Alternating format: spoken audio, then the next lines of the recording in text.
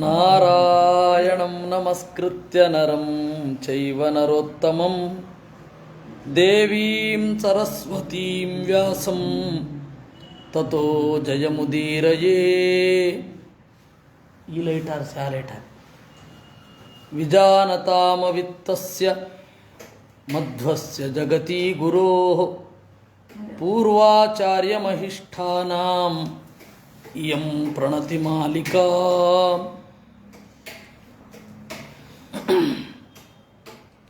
ವೈಶಂಪಾಯನ ಉವಾಚ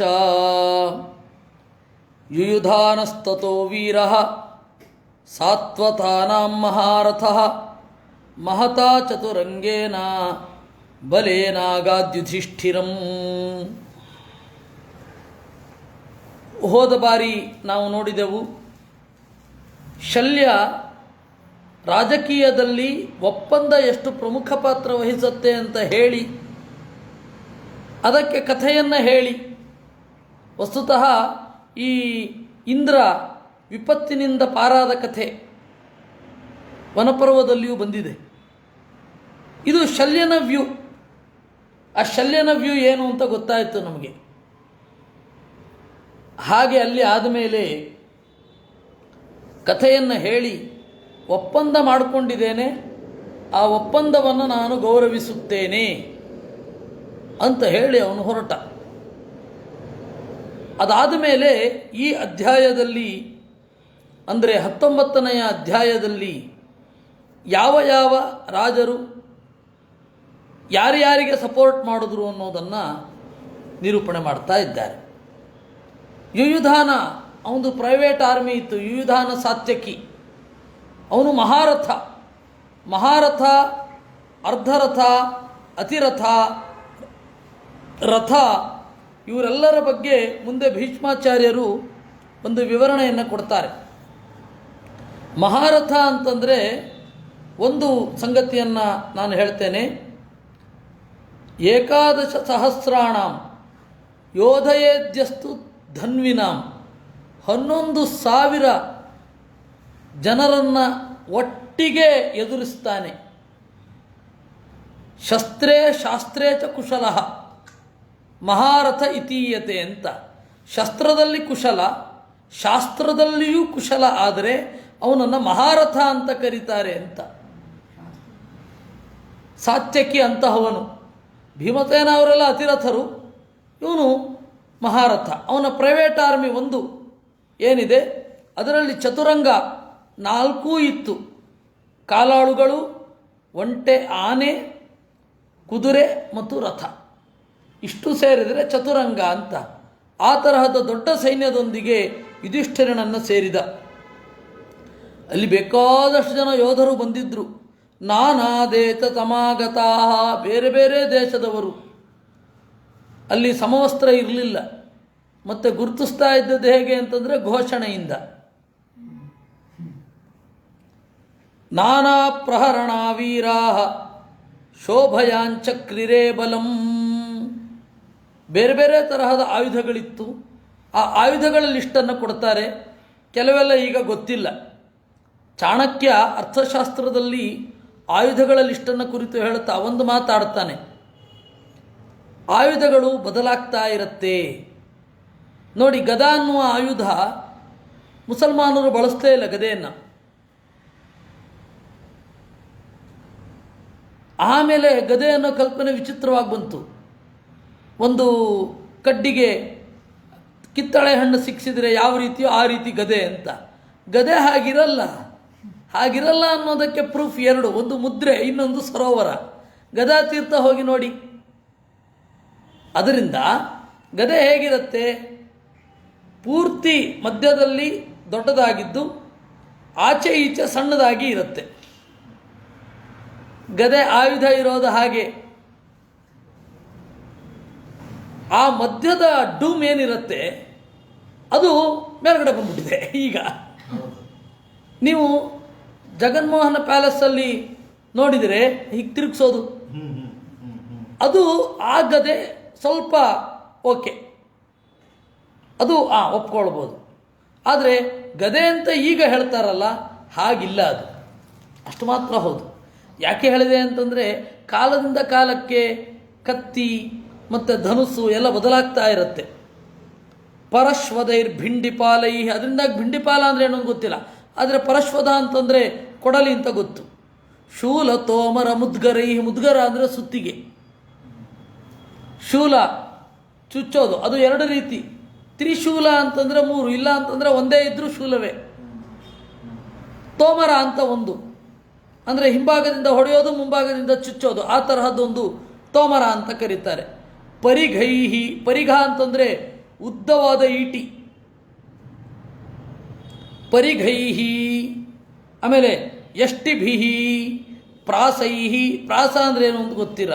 ಕರವಾಲೈಶ್ಚ ನಿರ್ಮಲೈಹಿ, ಕರವಾಲ ಅಂದರೆ ಈ ಸಮುರಾಯ್ ಸ್ವೋರ್ಡ್ ಹೇಳ್ತಾರಲ್ಲ ಅದು. ಖಡ್ಗ ಕಾರ್ಮುಕ ನಿರ್ಯೂಹೈಹಿ, ಖಡ್ಗ ಅಂತಂದರೆ ಈಗ ಮ್ಯೂಸಿಯಂಗಳಲ್ಲಿ ಇರ್ತಾವಲ್ಲ ಅದು ಖಡ್ಗ. ಆಮೇಲೆ ಕಾರ್ಮುಕ ಅಂತಂದರೆ ಬಾಣ, ನಿರ್ಯೂಹ ಅಂತಂದರೆ ಅದು ಎರಡೂ ಕೂಡ ಈ ಶೀಲ್ಡ್ ಅಂತ ಹೇಳ್ತಾರಲ್ಲ ಅದು. ಅದಕ್ಕೆ ಈಚೆ ಇದು ಕೂಡ ಇರುತ್ತೆ, ಚುಚ್ಚೋದು ಕೂಡ ಇರುತ್ತೆ, ಅದನ್ನು ನಿರ್ಯೂಹ ಅಂತ ಕರೀತಾರೆ. ಅದೆಲ್ಲವೂ ಇತ್ತು. ಶರೈಶ್ಚ ವಿವಿಧೈರಪಿ ತೈಲ ಧೌತೈ ಪ್ರಕಾಶದ್ಭಿ, ಚೆನ್ನಾಗಿ ಎಣ್ಣೆ ಹಾಕಿ ಮಸಾಜ್ ಮಾಡಿ ತುಕ್ಕು ಹಿಡಿಯದ ಹಾಗೆ ನೋಡ್ಕೊಂಡಿರಬೇಕು ಅಂತ. ಅದನ್ನು ಅವರವರ ಆಯುಧ ಅವರವರು ಮಸಾಜ್ ಮಾಡಿಯೇ ಇರ್ತಾರೆ. ಅದಕ್ಕೆ ಹೇಳಿದ್ರು ತೈಲ ಧೌತೈ ಪ್ರಕಾಶದ್ಭಿ ತದಶೋಭತ ವೈಬಲಂ, ಈ ತರಹದ ಆಯುಧಗಳಿಂದ ಕಂಗೊಳಿಸ್ತಾ ಇತ್ತು. ಆಯುಧದಲ್ಲಿ ನಿಷ್ಠೆಯಿಂದ ಪರಶುರಾಮನನ್ನು ಪೂಜೆ ಮಾಡೋದು ಇವತ್ತಿಗೂ ಕಂಡಿದೆ. ನಮ್ಮ ಕ್ಷತ್ರಿಯ ಸ್ವಾಮಿಗಳು ಹೇಳ್ತಾ ಇದ್ದರು, ಅವರ ಒಬ್ಬ ಹಿರಿಯ ವ್ಯಕ್ತಿಗೆ ರೋಗ ಬಂತು. ಅವರು ಈ ಹಿಂದಿನ ರಾಜರು ಏನಿದ್ದಾರೆ ಅಂದರೆ ಈಗಿನ 3ನೇ ತಲೆ ರಾಜ್ಯಪಾಲರೆಲ್ಲ ಆಗಿದ್ದರಲ್ಲ, ಆ ಮೈಸೂರು ಒಡೆಯರ ಅಳಿಯ ರೋಗ ಬಂತು. ಏನು ಮಾಡೋದು? ಈ ಪರಶುರಾಮ ದೇವರಿಗೆ ಸಮರ್ಪಿಸಿದ ಈ ಬಿಲ್ಲನ್ನು ನೀನು ಒಂದು ಸ್ವಲ್ಪ ಕಾಲ ಹಿಡ್ಕೊಂಡು ನಿಲ್ಲು ಅಷ್ಟೇ, ಇನ್ನೇನಿಲ್ಲ ಅಂತ. ದಿವಸ ಏನು ಚಿಕಿತ್ಸೆ ಅಂದರೆ ಅರ್ಧ ಗಂಟೆ ಆ ಬಿಲ್ಲನ್ನು ಹಿಡ್ಕೊಳ್ಳೋದಷ್ಟೇ. ಕಡೆಗೆ ಶಕ್ತಿ ಸಂಚಾರ ಆಗಿ ಅವರಿಗೆ ಅನಾರೋಗ್ಯ ಹೋಯಿತು ಅಂತ ನಾವು ಕೇಳ್ತೇವೆ. ಅದರಿಂದಾಗಿ ಪರಶುರಾಮ ದೇವರಿಗೆ ಅರ್ಪಿಸಿದ ಬಿಲ್ಲು, ಆಮೇಲೆ ದಿವಸವೂ ಕೂಡ ಅದನ್ನು ಮಾಲಿಸ್ ಮಾಡೋದು ಇತ್ಯಾದಿಗಳೆಲ್ಲ ಇರಬೇಕು. ರಣಧೀರ ಕಂಠೀರವನ ಖಡ್ಗ ವೀರನರಸಿಂಹ ಅಂತ, ಆ ಖಡ್ಗದ ಹೆಸರು ವೀರನರಸಿಂಹ ಅಂತ. ಹಾಗೆ ಶಿವಾಜಿಯ ಖಡ್ಗವು ಒಂದು ಹೆಸರನ್ನು ಹೊಂದಿತ್ತು, ಅದರಿಂದಾಗಿ ಅಷ್ಟು ಪ್ರೀತಿಸ್ತಾ ಇದ್ದರು ಅವರು. ಆ ತರಹದ ಆಯುಧಗಳಿಂದ ಅದು ಕಂಗೊಳಿಸ್ತಾ ಇತ್ತು.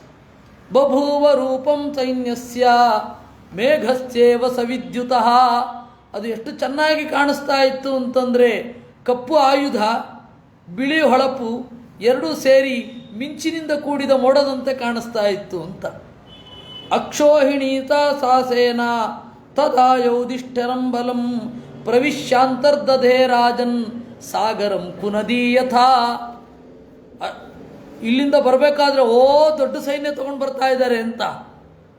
ದೊಡ್ಡ ಸೈನ್ಯದಲ್ಲಿ ಸೇರಿದಾಗ ಆ ಸೈನ್ಯ ಎಲ್ಲಿ ಹುಡುಕೋ ಹಾಗಾಗ್ತಾ ಇತ್ತಂತೆ. ಸಪ್ರೇಟಾಗಿ ನೋಡಿದ್ರೆ ಸಾತ್ಯಕ್ಕಿದು ಏನು ಬಲ, ಏನು ಸೈನ್ಯ ಅಂತ. ಯುಧಿಷ್ಠಿರನ ಉಳಿದ ಸೈನ್ಯದ ಜೊತೆಗೆ ಬಂದು ಸೇರಿದರೆ ಎಂಥದೂ ಇಲ್ಲ ಅಂತ. ಅದಕ್ಕೊಂದು ದೃಷ್ಟಾಂತ ಕೊಡ್ತಾರೆ, ಸಾಗರಂ ಕುನದೀಯಥ ಅಂತ. ನದಿ ಬರುವಾಗ ಏನು ಅಬ್ಬರ, ಏನು ತೀರ ಪ್ರದೇಶಗಳನ್ನು ಆವರಿಸಿಕೊಂಡು ಮಳೆಗಾಲದಲ್ಲಿ ಉಕ್ಕುಕ್ಕಿ ಬರೋದು, ಸಮುದ್ರದಲ್ಲಿ ಸೇರಿದ್ಮೇಲೆ ನಾಪತ್ತೆ, ಆ ರೀತಿ ತೋರ್ತಾ ಇತ್ತು ಅದು ಅಂತ. ಸಾಗರಂ ಕುನದೀಯಥ ತಥೈವಾಕ್ಷೋಹಿಣೀಂ ಗೃಹ್ಯ ಚೇದೀನಾಂ ವೃಷಭೋ ಬಲಿ. ಆಮೇಲೆ ಚೇದಿ ದೇಶದ ರಾಜ ಶಿಶುಪಾಲನ ಮಗ ಧೃಷ್ಟಕೇತು ಅಂತ, ಅವನು ತಂಗಿಯಾದ ದೇವಕಿಯನ್ನು ಯುಧಿಷ್ಠಿರನಿಗೆ ಕೊಟ್ಟಿದ್ದ. ಅಂದರೆ ಶಿಶುಪಾಲ ಯುಧಿಷ್ಠಿರನ ಮಾವ, ಹೆಣ್ಣು ಕೊಟ್ಟ ಮಾವ. ಅಂತಹ ಧೃಷ್ಟಕೇತು ಒಂದು ಅಕ್ಷೋಹಿಣಿ ಸೇನೆಯನ್ನು ತೆಗೆದುಕೊಂಡು ಬಂದ. ಮಾಗಧಶ್ಚ ಜಯತ್ಸೇನಃ, ಇನ್ನು ಮಾಗಧ ಜಯತ್ಸೇನ ಅಂತ. ಯಾರವನು? ಸಹದೇವ, ಜರಾಸಂಧನ ಮಗ. ಅವನು ಬಂದು ಸೇರಿಕೊಂಡ ಅಂತೆ. ಅಕ್ಷೋಹಿಣ್ಯೇವತೈನ್ಯಸ್ಯ ಧರ್ಮರಾಜಮುಪಾಗಮತ್. ಆಮೇಲೆ ಪಾಂಡ್ಯ. ಪಾಂಡ್ಯ ಅಂದರೆ ಯಾರು? ತಮಿಳುನಾಡಿನವರು ಅಲ್ಲಿ ಹೋಗಿದ್ದು. ಪಾಂಡಿಚೇರಿ. ಕರ್ನಾಟಕದವರೆಲ್ಲ ದುರ್ಯೋಧನ ಕಡೆಗಿದ್ದದ್ದು. ಕಡೆಗಿದ್ದದ್ದು. ಆಗ ಕರ್ನಾಟಕವನ್ನು ಕುಂತಳ ದೇಶ ಅಂತ ಕರಿತಾ ಇದ್ರು, ತುಳುನಾಡನ್ನು ಅಲೂಪ ದೇಶ ಅಂತ ಕರಿತಾ ಇದ್ರು ಅವಾಗ. ನೋಡಬೇಕು, ಇನ್ನೂ ಬಹಳ ರಿಸರ್ಚಿನ ಅಗತ್ಯ ಇದೆ. ಗೋವಿಂದ ಪೈ ಅವರೆಲ್ಲ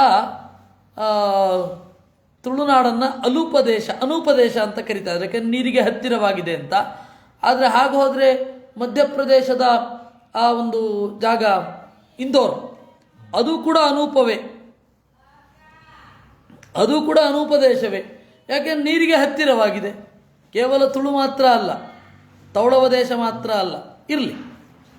ತಥೈವ ಪಾಂಡ್ಯೋ ರಾಜೇಂದ್ರ ಸಾಗರಾನೂಪವಾಸಿಭಿ. ಇದು ಪಾಂಡ್ಯ ದೇಶ, ಸಮುದ್ರಕ್ಕೆ ಹತ್ತಿರ, ಕಡಲೂರು ಪ್ರಾಯ. ಕೇವಲ ಅನೂಪ ಅಲ್ಲ, ಅನೂಪ ಅಂದರೆ ಯಾವುದೋ ಒಂದು ನದಿ.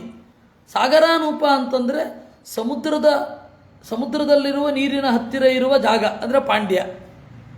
ಅವರು ಹೋಗಿದ್ರು. ಆಮೇಲೆ ತಮಿಳು ಕಾವ್ಯಗಳಲ್ಲಿ ನಮ್ಮ ಇವರು ತಮಿಳಿಗರು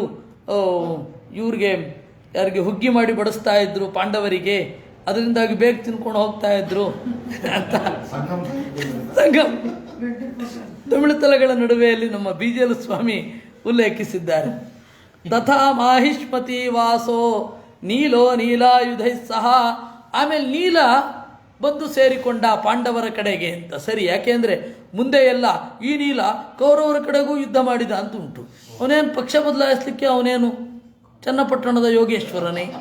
ಇಲ್ಲಲ್ಲ, ಅವನು ಒಂದೇ ಪಕ್ಷದಲ್ಲಿ ಇರೋದು. ಅದರಿಂದಾಗಿ ನೀಲ ಅನ್ನುವ ದೊರೆ ಪಾಂಡವರ ಕಡೆಗೆ ಇದ್ದದ್ದು. ಏಕೆಂದರೆ ಅಶ್ವತ್ಥಾಮ ಅವನನ್ನು ಕೊಲ್ಲಬೇಕಾದ್ರೆ ಆಗುವ ಮಹಾಪರಾಕ್ರಮವನ್ನು ಹೇಳ್ತಾರೆ. ಅಷ್ಟಗವಾನ್ಯೂಹು ಶಕಟಾನಿ ಯದಾಯುಧಂ ಅನ್ಹಸ್ತದಷ್ಟಭಾಗೇನ ದ್ರೋಣಿಶ್ಚಿಕ್ಷೇಪ ಸಂಗರೆ ಅಂತ. ಅಷ್ಟಗವಾನ್ಯೂಹು 8 ಎತ್ತುಗಳು ಹೊರುವ 8 ಗಾಡಿ. 8 ಎತ್ತುಗಳು ಹೊರುವ 8 ಗಾಡಿಯ ತುಂಬ ಏನು ಆಯುಧ ಇತ್ತು, ಅದನ್ನು ಅನ್ಹಸ್ತದಷ್ಟಭಾಗೇನ ದಿವಸದ 8ನೇ ಒಂದು ಭಾಗದಲ್ಲಿ ಎಸೆದ. ಯಾವ ವೇಗದಲ್ಲಿ ಆಯುಧಗಳನ್ನು ಅಶ್ವತ್ಥಾಮ ಎಸೆದಿರಬೇಕು. ಅದಾದಮೇಲೆ ನೀಲನನ್ನು ಕೊಲ್ಲೋದು. ಅದರಿಂದ ನೀಲ ಪಾಂಡವರ ಕಡೆಗೇನೆ ಇದ್ದದ್ದು. ಈ ಕನ್ನಡ ಮತ್ತು ತಮಿಳು ಭಾಷಾ ಪದಗಳೆಲ್ಲಾದರೂ ಏನಾದರೂ ಒಂದು ಸ್ವಲ್ಪ ಸಿಗುತ್ತಾ? ಮಹಾಭಾರತ, ರಾಮಾಯಣ ಏನೋ ಒಂದು ಪ್ರಾಕೃತ ರೂಪದಲ್ಲಿ ಅದು ಇವರು ಒಂದು ವ್ಯಾಖ್ಯಾನ ಬರೆದಿದ್ದಾರೆ, ಕಥಕ ಮಾಧವ ಯೋಗಿ ಅಂತ. ಅವರು ಕೆಲವೊಂದು ಪದಗಳನ್ನು ಗುರುತಿಸ್ತಾರೆ. ಆದರೆ ಸಂಸ್ಕೃತದ ಪದಗಳನ್ನು ನಾವು ತಮಿಳುನಾಡಿನ ಮತ್ತು ಕನ್ನಡ ನಾಡಿನಲ್ಲಿ ಬೇಕಾದಷ್ಟು ಬಳಸಬಹುದು. ಕೆಲವೊಂದು ಕಾನ್ಸೆಪ್ಟ್, ಇವಾಗ ಮೈದುನ ಅದೆಲ್ಲ ಕಾನ್ಸೆಪ್ಟ್. ಇನ್ನು ಕೆಲವೊಂದೆಲ್ಲ ಅಮೈಚರ್ ಅಂತಾರವರು.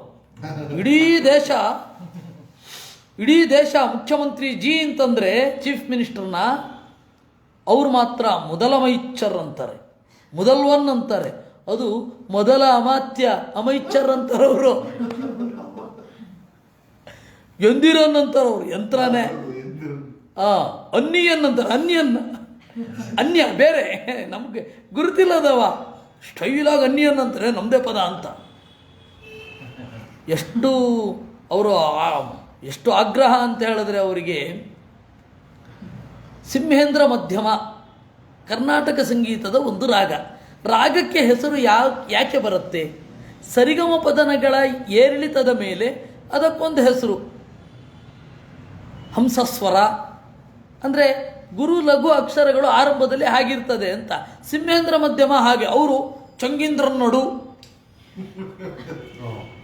ಸಿಂಹೇಂದ್ರ ಸಿಂಹ ಚಂಕ, ಇಂದ್ರ ಅದಿನೇನು ಮಾಡಲಿಕ್ಕೆ ಬರಲಿಲ್ಲ, ಮಧ್ಯಮ ನಡು, ಚಂಗೀಂದ್ರನ್ ನಡು ಅಂತ. ಬೇಕಾಗಿಲ್ಲ ಅವೆಲ್ಲ, ಇರಲಿ. ಯಾಕೆ ಹೇಳಿದ್ದು ಅಂತಂದರೆ, ಒಂದು ಪದವನ್ನು ನಿರ್ವಚನ ಮಾಡುವಾಗ ಏನು ಎಚ್ಚರ ಇರಬೇಕು. ಒಂದು ಇದಕ್ಕೆ ಒಂದು ವೃತ್ತಕ್ಕೆ ಒಂದು ರಾಗಕ್ಕೆ ಹೆಸರಿಡಬೇಕಾದ್ರೆ ಮಾಯಾಮಾಳವ ಗೌಳ ಅಂತ ಇವಾಗ ಇದು ಸಂಗೀತದ ಬಾಲಬೋಧೆಯ ಪಾಠಗಳಲ್ಲಿ ಮಾಯಾಮಾಳವ ಗೌಳ ಸ್ವರದ ರೀತಿ ಹಾಗಿರುತ್ತೆ.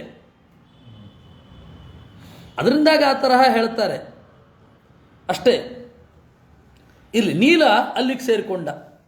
ಆಮೇಲೆ ಪ್ರೇಕ್ಷಣೀಯ ತರಂ ರಾಜನ್ ಸುವೇ ಚಂಬಲವತ್ತದ. ಆಮೇಲೆ ಮಾಹಿಷ್ಮತಿ ವಾಸ ಅಂತ. ಮಾಹಿಷ್ಮತಿ ಅಂತಂದರೆ ಪ್ರಾಯ ಇಂದೋರು ಮತ್ತು ಆಚೆ ಈಚೆ ಇರಬೇಕು ಅಂತ ಗುರುತಿಸ್ತಾರೆ. ನೋಡುವ, ಅವನ ಸೈನ್ಯ ಬಹಳ ಚೆನ್ನಾಗಿತ್ತಂತೆ. ಸುವೇಶಂ, ಒಳ್ಳೆ ದುಸ್ತು ಇತ್ತಂತೆ. ಅಂದರೆ ಎಲ್ಲರಿಗೂ ಸುವೇಶ ಅಂತ ಹೇಳಲಿಲ್ಲ, ಇಲ್ಲಿ ಸುವೇಶ ಅಂದರು.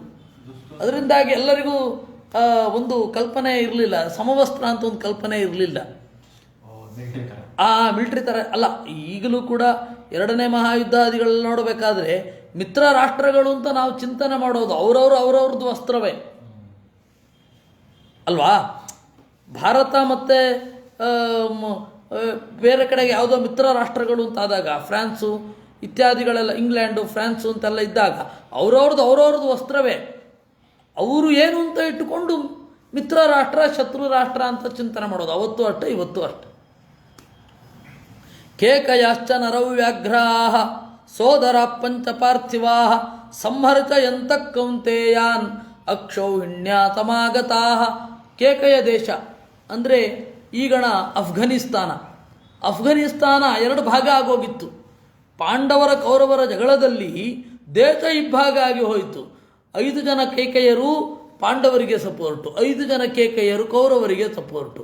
ಆ 5 ಜನ ಕೇಕೆಯರು ಪಾಂಡವರ ಹತ್ರ ಬಂದರು. ದೃಪದಸ್ಯಾಪ್ಯಭೂತ್ಸೇನಾ ನಾನಾ ದೇಶ ತಮಾಗತೈ. ಆಮೇಲೆ ದೃಪದನ ಸೇನೆಯು ಬಹಳ ದೊಡ್ಡದಿತ್ತಂತೆ. ಮತ್ಸ್ಯಾನಾಂ ವಿರಾಟೋ ವಾಹಿನೀಪತಿ. ಮತ್ಸ್ಯ ದೇಶದವರು ಬಂದರು. ಒಂದೊಮ್ಮೆ ಕೀಚಕ ಬದುಕಿದ್ದಿದ್ರೆ ಅವನ ಸಪೋರ್ಟ್ ದುರ್ಯೋಧನ ಕಡೆಗಿರ್ತಿತ್ತು. ಕೀಚಕ ಬದುಕಿರಲಿಲ್ಲ ನೋಡಿ, ಏನೆಲ್ಲ ಉಪಯೋಗ. ಮತ್ಸ್ಯ ದೇಶದ ಕಡೆ, ಮತ್ಸ್ಯ ದೇಶ ಪಾಂಡವರಿಗೆ ಮಿತ್ರ ರಾಷ್ಟ್ರ ಆಗಿ ಹೋಯಿತು. ಆಮೇಲೆ ಇತಶ್ಚೇತಶ್ಚ ಪಾಂಡೂನಾಂ ಪಾರ್ವತೀಯೈರ್ಮಹೀಪಾಲೈ ಸಹಿತ ಪಾಂಡವಾನಯಾತ್. ಪಾರ್ವತೀಯೈ ಅನೇಕ ಬುಡಕಟ್ಟು ಜನಾಂಗ. ಈ ಜಾವಳಿ ಅಂತ ಹೇಳಿ ಮಹಾರಾಷ್ಟ್ರದ ಪೂನಾದ ಹತ್ತಿರ ಇರುವ ಪರ್ವತಗಳಲ್ಲಿ ಅನೇಕ ಜನ ಇರ್ತಾರೆ. ಅವರ ಸೈನ್ಯವನ್ನೇ ಅವರ ಜೊತೆಗೇನೆ ಶಿವಾಜಿ ಒಪ್ಪಂದ ಮಾಡ್ಕೊಳೋದು. ಹೀಗಾಗಿ ಅವರಿಗೆ ಏರೋದು, ನೆಗೆಯೋದು, ಹಾರೋದು, ಕುಣಿಯೋದು, ಕುಪ್ಪಳಿಸೋದೆಲ್ಲ ಭಾರಿ ಈಸಿ ಅವರಿಗೆ. ಪರ್ವತದಲ್ಲಿ ಯುದ್ಧ ಮಾಡ್ತಾ ಇದ್ದವರು, ಅವ್ರಿಗೆ ಗೆರಿಲ್ಲಾ ವಾರ್, ಅಲ್ಲಿ ಸ್ಪೆಷಲಿಸ್ಟ್ ಆದವರು ಪಾರ್ವತೀಯರು, ಅವರನ್ನು ಕರ್ಕೊಂಡು ಬಂದ ಅಂತ. ಅಂದರೆ ಇದು ಮಹಾರಾಷ್ಟ್ರದ್ದಲ್ಲ, ಇದು ಬೇರೆ ಕಡೆ ಪರ್ವತದ ಗುಡ್ಡಗಾಡಿನ ಪ್ರದೇಶದ ಜನರನ್ನು ಕರ್ಕೊಂಡು ಬಂದ. ಭಗದತ್ತೋ ಅಕ್ಷೋಹಿಣ್ಯಸ್ತು ಸಪ್ತೈತಾ ವಿವಿಧ ಧ್ವಜ ಸಂಕುಲಾ. ಥರಥರದ ಧ್ವಜವನ್ನು ಹೊತ್ತ 7 ಅಕ್ಷೋಹಿಣಿ ಸೇನೆ ಪಾಂಡವರ ಬಳಿಗೆ ಬಂದಿತು. ತಥೈವ ಧಾರ್ತರಾಷ್ಟ್ರಸ್ಯ ಹರ್ಷಂ ಸಮಭಿವರ್ಧಯನ್. ಅಲ್ಲಿ ಯಾರು ಬಂದರು? ಭಗದತ್ತ ಬಂದ. ಭಗದತ್ತ ಯಾಕೆ ಅಲ್ಲಿಗೆ ಹೋದ್ನೋ ದೇವರಿಗೆ ಗೊತ್ತು. ಕೌರವರ ಕಡೆಗೆ ಭಗದತ್ತ ಅವನು ಕುಬೇರ, ಅವನು ನರಕಾಸುರನ ಮಗ. ನರಕಾಸುರ ಬದುಕಿದ್ದಷ್ಟು ಹೊತ್ತು ಓದಿದ್ದ ಶಾಸ್ತ್ರವನ್ನು ಆಚರಣೆಗೆ ತರಲಿಕ್ಕಾಗದೆ ಚಡಪಡಿಸ್ತಾ ಇದ್ದ ಒಬ್ಬ ಸಾಧಕ.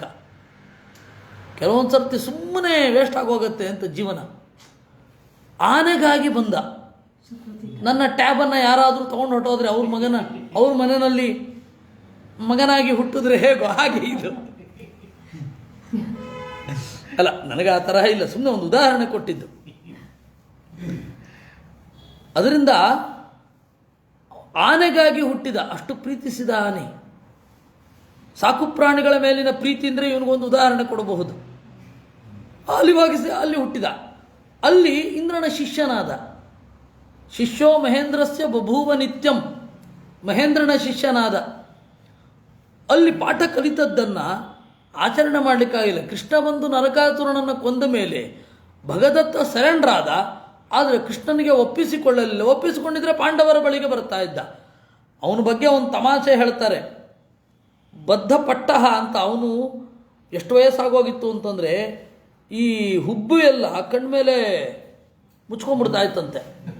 ಯಾರಾದರೂ ಹೀಗಿಟ್ಕೊಂಡು ಅವನು ಕಟ್ಕೊಂಡು ಹಿಂದಕ್ಕೆ ಬರಬೇಕು, ಅಂಥ ವಯಸ್ಸು ಅವನಿಗೆ. ಯಾರ ಜೊತೆಗೆ ಬಂದ, ಯಾರ ಜೊತೆಗೆ ಬಂದ ಅಂತ ನೋಡುವ. ಯಾರ ಜೊತೆಗೆ ಬಂದ? ತಸ್ಯ ಚೀನೈ ಕಿರಾತೈಶ್ಚ ಕಾಂಚನೈರಿವ ಸಂವೃತಂ. ತಸ್ಯ ಚೀನೈ ಕಿರಾತೈ, ಬರೇ ಬೇಟೆಗಾರರು, ಅಸ್ಸಾಮಿನವರು ಮತ್ತು ಚೀನಾ ದೇಶದವರೆಲ್ಲ ಬಂದ್ರಂತೆ. ಅವ್ರು ಎಂಥವ್ರು ಅಂದರೆ ಹಳದಿ ಮುಖದ ಕೋತಿಗಳು ಅಂತ. ಅವಾಗಲೂ ಹಾಗೆ ಇತ್ತು, ಸುವರ್ಣೈ.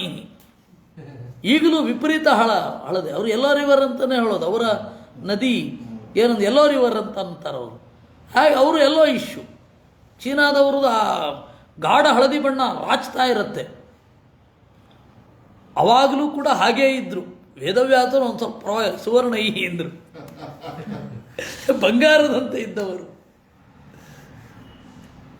ಬಭೌ ಬಲಮನಾದೃಶ್ಯಂ ಕರ್ಣಿಕಾರವನಂ ಯಥಾ ತಥಾ ಭೂರಿಶ್ರವಾಶೂರ. ಭೂರಿಶ್ರವಸ್ಸು ಅನಿವಾರ್ಯವಾಗಿ ಶಲ್ಯ. ದುರ್ಯೋಧನನ ಹತ್ತಿರ ಬಂದರು. ದುರ್ಯೋಧನ ಮುಪಾಯಾತೌ ಅಂದರು. ಆಮೇಲೆ ಕೃತವರ್ಮ ಚಹಾರ್ದಿಕ್ಯ ಬೋಧಾಂಧ ಕುಕುರೈ ಸಹ. ಕೃತವರ್ಮ ಬಂದ. ನಿಮಗೆ ಒಂದು ಇದರ ಸ್ವಾರಸ್ಯವನ್ನು ಹೇಳಬೇಕು, ಆ ಅಧ್ಯಾತ್ಮದ ಸ್ವಾರಸ್ಯ. ಕೃತವರ್ಮ ಶುಕ್ಲ ಪಕ್ಷಾಭಿಮಾನಿ ದೇವತೆ, ಸಾತ್ಯಕಿ ಕೃಷ್ಣ ಪಕ್ಷಾಭಿಮಾನಿ ದೇವತೆ. ಕೃತವರ್ಮನಲ್ಲಿ ಶಂಖದ ಆವೇಶ ಇದೆ, ಸಾತ್ಯಕಿಯಲ್ಲಿ ಚಕ್ರದ ಆವೇಶ ಇದೆ. ಸಾತ್ಯಕಿಯಲ್ಲಿ ಗರುಡನ ಆವೇಶ ಇದೆ. ಆವೇಶ, ಗರುಡನಿಗೆ ಅವತಾರ ಇಲ್ಲ, ಗರುಡನ ಆವೇಶ ಇದೆ. ಅದರಿಂದಾಗಿ ಯುದ್ಧ ಅಂದರೆ ಕೃಷ್ಣ ಪಕ್ಷ ಮತ್ತು ಶುಕ್ಲ ಪಕ್ಷಗಳ ನಡುವೆ ದೇಹದಲ್ಲಿ ಮನಸ್ಸಿನಲ್ಲಿ ಆಗುವ ಸಂಘರ್ಷಗಳ ಪ್ರತೀಕ ಆಗಿಯೂ ನಿಲ್ಲುತ್ತೆ.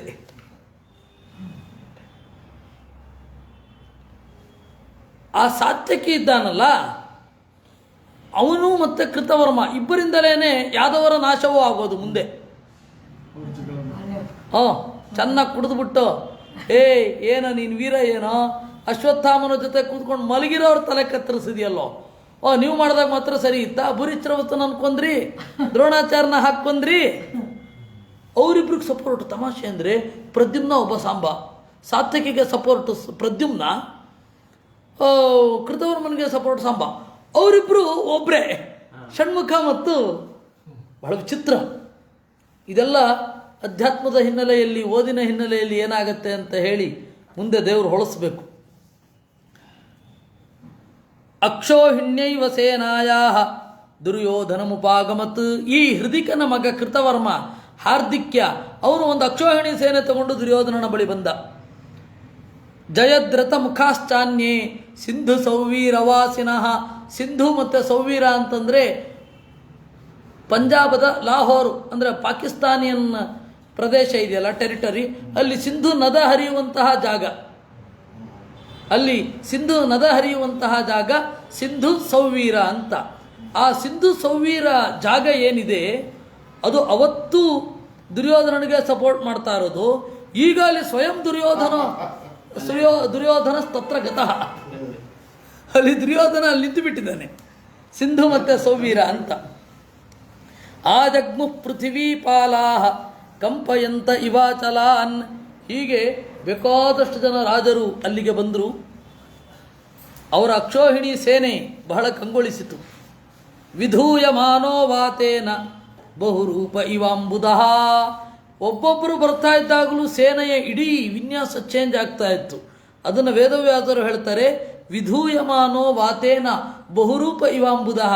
ಮೋಡವೊಂದು ಗಾಳಿಗೆ ಸಿಲ್ಕಿ ಬೇರೆ ಬೇರೆ ರೂಹನ್ನು ತಳೆಯುವ ಹಾಗೆ ಸೇನೆಯ ವಿನ್ಯಾಸ ಪದೇ ಪದೇ ಚೇಂಜ್ ಆಗ್ತಾ ಇತ್ತು ಅಂತ ಹೇಳ್ತಾರೆ. ಸುದಕ್ಷಿಣಶ್ಚ ಕಾಂಭೋಜೋ ಯವನೈಶ್ಚ ಶಕೈಸ್ತಥಾ. ಸುದಕ್ಷಿಣ ಅಂತ ಅವನು ಸ್ವಲ್ಪ ಕಾಶಿಯ ಕಡೆ ಇದ್ದವ. ಅವನು ಕಾಂಭೋಜ ಅಂತಂದ್ರೆ ಅಫ್ಘಾನಿಸ್ತಾನದ ಇನ್ನೊಂದು ಭಾಗ. ಅಲ್ಲಿಯವ ಅವನು ಯವನರ ಜೊತೆಗೆ ಮತ್ತು ಶಕರ ಜೊತೆಗೆ ಬಂದ. ತಸ್ಯ ಸೇನಾ ತಮಾವಾಯ ಶಲಭಾನಾಮಿವ ಬಭೌ. ಅವನ ಆ ಸೇನೆ ಹೇಗೆ ಕಂಡಿತು ಅಂದರೆ ಶಲಭಾನಾಮಿವ ಆಬಭೌ. ದೀಪದ ಹುಳುವಿನ ತರಹ ಕಂಡಿತಂತೆ. ಇನ್ನು ಎಷ್ಟು ಜನ ಇದ್ದಾರೆ ಅಂತ ಅನಿಸಿತು ಎಲ್ಲರಿಗೂ ಕೂಡ. ವಸ್ತುತಃ 18 ಅಕ್ಷೋಹಿಣಿಗಿಂತ ಮಿಕ್ಕಿ ಅನೇಕ ಸಂಖ್ಯೆಗಳು ಇದ್ದುವು. ಮತ್ತು ರಕ್ಕಸರ ಆವೇಶ ಜಾಸ್ತಿ ಆಗ್ತಿದ್ದ ಹಾಗೆ ಎದುರುಗಡೆ ದೇಹದಲ್ಲಿ ಇದ್ದು ಹೋರಾಡ್ತಾ ಇರೋರು ಕೆಲವರು, ಆ ದೇಹದ ಹಿಂದೆ ದೇಹದಲ್ಲಿ ಅಡಗಿ ನಿಂತು ಹೋರಾಡ್ತಾ ಇರೋರು 10 ಜನ. ಆ ತರಹದ ಪ್ರಸಂಗವನ್ನು ನಾವು ನೋಡ್ತೇವೆ. ಅದರಿಂದಾಗಿ 18 ಅಕ್ಷೋಹಿಣಿ ಸರಿಸುಮಾರು ಎಷ್ಟು, ಒಂದು 70 ಲಕ್ಷ ಜನ ಮಾತ್ರ ಅಲ್ಲ, ಅದಕ್ಕಿಂತಲೂ ಜಾಸ್ತಿ ಜನ ಸತ್ತಿದ್ದಾರೆ. ಸುಮಾರು 1.5 ಕೋಟಿ ಅಂತ ಇಟ್ಕೊಳ್ಳಿ, ಲೆಕ್ಕ ಹಾಕಿದರೆ ಹಾಗಾಗತ್ತೆ. ಇನ್ನು ಕೆಲವು ಒಳಗಡೆ ಲೆಕ್ಕ ಇದೆ, ಅದು ನಾವು ಮುಂದೆ ನೋಡ್ತೇವೆ. ಆವಂತ್ಯೌ ಚ ಮಹೀಪಾಲವು ಮಹಾಬಲತಮಾ ಸುಸಂವೃತವು. ಹಾಗೆ ಅವರಿಬ್ಬರು ಅಕ್ಷೋಹಿಣಿಯನ್ನು ತೆಗೆದುಕೊಂಡು ಬಂದರು. ಎಲ್ಲವೂ ಸೇರಿದಾಗ ತಿಸ್ರೋನ್ಯ ಸಮವರ್ತಂತ ವಾಹಿನ್ಯೋ ಭರತರಜಭಾ ತಿಸ್ರಃ ಅನ್ಯಾಹ ಸಮವರ್ತಂತ. ಇನ್ನು 3 ಅಕ್ಷೋಹಿಣಿ ಪ್ರತ್ಯೇಕವಾಗಿ ಇತ್ತು. ಯಾರದು? ಪ್ರೈವೇಟ್ ಆರ್ಮಿ ದುರ್ಯೋಧನನದ್ದು. ಎಲ್ಲ ಸೇರಿದರೆ ಏವಮೇಕಾದಚಾವೃತ್ತಾ ಸೇನಾ ದುರ್ಯೋಧನಸ್ಯ ತಾಹ. ದುರ್ಯೋಧನನ ಸೇನೆ ಒಟ್ಟಾರೆ 11 ಅಕ್ಷೋಹಿಣಿ ಇತ್ತು. ನ ಹಸ್ತಿನಪುರೇ ರಾಜನ್ ಅವಕಾಶೋ ಭವತ್ತದಾ. ಹಸ್ತಿನಪುರದಲ್ಲಿ ಅವಕಾಶವೇ ಇರಲಿಲ್ಲಂತೆ ಅಷ್ಟು ಜನರನ್ನ ತೆಗೆದುಕೊಳ್ಳಿಕ್ಕೆ. ಮತ್ತೆಂತ ಮಾಡೋದು? ಕುರುಕ್ಷೇತ್ರಕ್ಕೆ ಕಳಿಸೋದು. ಈಗ ಅನಿವಾರ್ಯವಾಗಿ ಕುರುಕ್ಷೇತ್ರ ಅದು ಬ್ಯಾಟಲ್ ಫೀಲ್ಡ್ ಆಗಬೇಕಾಯಿತು. ವಸ್ತುತಃ ಅದನ್ನು ಒಂದು ತಂತ್ರದಲ್ಲಿ, ಅಂದರೆ ತಂತ್ರ ಅಂದರೆ ಯುದ್ಧ ತಂತ್ರದಲ್ಲಿ ನ್ಯೂಟ್ರಲ್ ಬ್ಯಾಟಲ್ ಫೀಲ್ಡ್ ಅಂತ ಕರೀತಾರೆ. ನಮ್ಮ ದೇಶ, ಅವರ ದೇಶ, ಎರಡೂ ದೇಶ ಅಲ್ಲದೆ ಇರೋದು. ಎರಡೂ ದೇಶ ಅಲ್ಲದೆ ಇರೋದಕ್ಕೇನು ಕಾರಣ ಅಂದರೆ ಕುರುಕ್ಷೇತ್ರ ವಿಶಾಲವಾದ ಬಯಲು. ನೀವಲ್ಲಿ ಮನೆಗಳೇನು ಇಲ್ಲದೆ ಹೋದರೆ 2-3 ಕಿಲೋಮೀಟ್ರ್ ದೂರ ಕಾಣಬಹುದು. ಸ್ಫುಟವಾಗಿ ಕಾಣುತ್ತಾ ಇಲ್ವಾ ಬೇರೆ, ಅದು ಕಾಣಬಹುದು. ಬೇರೆ ಎಲ್ಲಿಯೂ ಕೂಡ ಅಷ್ಟು ಫ್ಲ್ಯಾಟು, ಬೇರೆ ಎಲ್ಲಿಯೂ ಕೂಡ ಅಷ್ಟು ಫ್ಲ್ಯಾಟ್ ಇಲ್ಲ. ಈಗಲೂ ಹಾಗೇ ಇದೆ ಅದು ಕುರುಕ್ಷೇತ್ರ. ಅಲ್ಲ, ಅವು ಏನು ಬೈಗುಳ ಬೈತಾರೆ ಇವತ್ತಿಗೂ ಅದೇ ಬೈಗುಳ ಇರುತ್ತೆ. ಇನ್ನೇನು, ಮುಂದೆ ಕರ್ಣ ಮತ್ತು ಶಲ್ಯ ಇಬ್ಬರು ಬೈಕೊಳ್ತಾರೆ. ಅವತ್ತು ಕರ್ಣ ಹೇಗೆ ಬೈದಿದ್ದಾನೆ, ಇವತ್ತು ಪಾಕಿಸ್ತಾನದ ಪಂಜಾಬಿನವರು ಹಾಗೇ ಇರು. ಅವತ್ತು ಏನು ಶಲ್ಯ ಬೈದಿದ್ದಾನೆ, ಇವತ್ತು ಬಿಹಾರದವರು ಹಾಗೇ ಇರೋದು. ದೇವರ ದಯದಿಂದ it is not expose to them. ಇಲ್ಲಾಂದರೆ ಮಹಾಭಾರತದಲ್ಲಿ ಜನಾಂಗೀಯನಿಂದನೇ ಓದಬೇಡಿ ನಿಚಾದ ಹಾಕಿಸ್ತಾ ಇದ್ರು. ಇಗ್ನೋರೆನ್ಸ್ ಅನ್ನೋದು ಎಷ್ಟು ಒಳ್ಳೆಯದು ಅಂತ ಅನ್ಲಿಕ್ಕೆ. ರೇಷಿಯಲ್ ಒಂದು ಅಬ್ಯೂಸ್ ಬಂದಿದೆ ಅಂತ ಹೇಳಿ ಕೇಸ್ ಹಾಕ್ಬಿಡೋರು. ಈಗಲೂ ಒಂದು ಒಳ್ಳೆ ಅವಕಾಶ ಇದೆ ರೀ ನಿಮ್ಮಿಬ್ಬರಿಗೂ, ಇಲ್ಲಲ್ಲ ಹಾಕಿಸಬಹುದು. ಆಲ್ರೆಡಿ ಟ್ರೈ ಮಾಡಿದ್ದಾರೆ. ಹೌದಾ? ಕುರಾನ್ ಮಾಡಿದ್ರೆ ಸುಮಾರು ಮಾಡಿದ್ದಾರೆ. ಹೌದಾ? ಬ್ಯಾನ್ ಮಾಡೋದು. ಓ, ಕೃಷ್ಣನ ಸೈನ್ಯದ ಉಲ್ಲೇಖ ಬರಲಿಲ್ವಲ್ಲ ಅಂತ ಅಲ್ಲಿಂದ ಕೂತ್ಕೊಂಡು ತಟ್ಟಿಯವರು ಪ್ರಶ್ನೆ ಹಾಕ್ತಾರೆ. ಕೃಷ್ಣನ ಸೈನ್ಯದ ಉಲ್ಲೇಖ ಇಲ್ಲ ಅಲ್ಲಿ. ಯಾಕೆ ಅಂದರೆ ಕೃಷ್ಣನದ್ದು ಪ್ರೈವೇಟ್ ಆರ್ಮಿ ಇರಲಿಲ್ಲ. ಹೋದಾಗ ಬರ್ತಾ ಇದ್ದಿದ್ದು ಇವರಿಬ್ಬರೇ, ಕೃತವರ್ಮ ಮತ್ತು ಸಾತ್ಯಕ್ಕೆ. ಅವರಿಬ್ಬರದೇ ಸ್ಪ್ಲಿಟ್ ಆಗಿದೆ.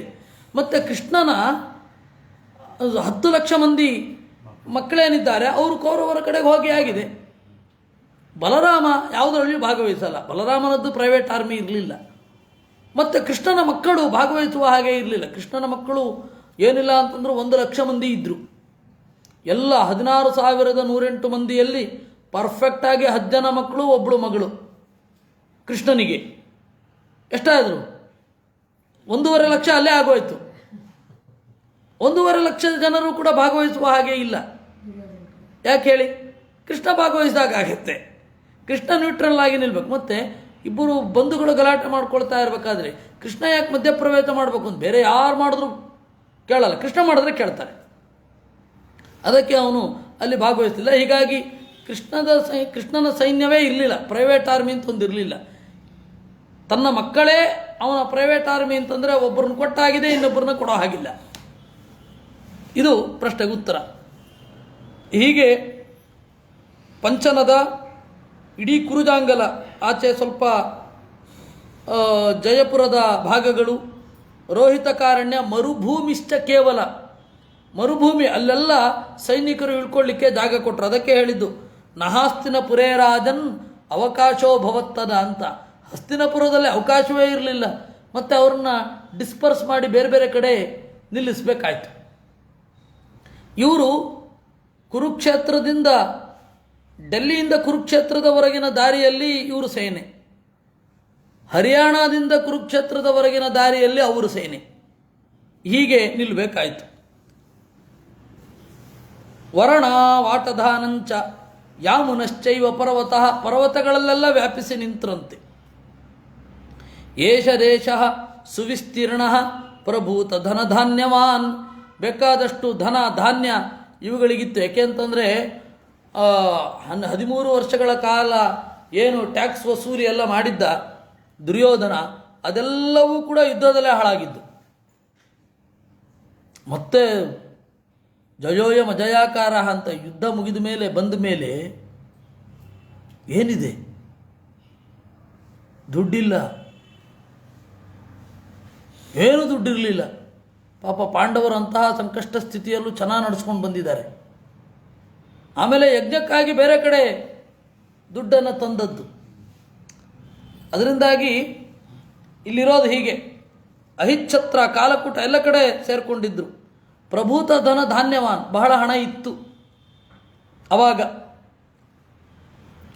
ಯಸ್ಸ ಪಾಂಚಾಲರಾಜೇನ ಪ್ರೇಷಿತ ಕೌರವಾನ್ ಪ್ರತಿ, ಈಗ ದೃಪದ ಕಳುಹಿಸಿದ ಪುರೋಹಿತ ಬಂದ. ಗೊತ್ತಾಯ್ತಾ? 19 ಅಧ್ಯಾಯದ ಹಿಂದೆ ದೃಪದ ಕಳಿಸಿದ್ದ. ಅದರ ಮಧ್ಯದಲ್ಲಿ ಬೇರೆ ಬೇರೆ ಘಟನೆಗಳೆಲ್ಲ ಆಗಿ ದೃಪದ ಒಬ್ಬ ಪುರೋಹಿತನನ್ನು ಕಳಿಸಿದ್ದೇ ಮರ್ತೋಗಿತ್ತು ನಮಗೆ. ಅವನಿಗೆ ಮರಿಬೇಕಲ್ಲ ಪುರೋಹಿತನಿಗೆ, ನನ್ನನ್ನು ಕಳಿಸಿದ್ದಾರೆ ಅಂತ.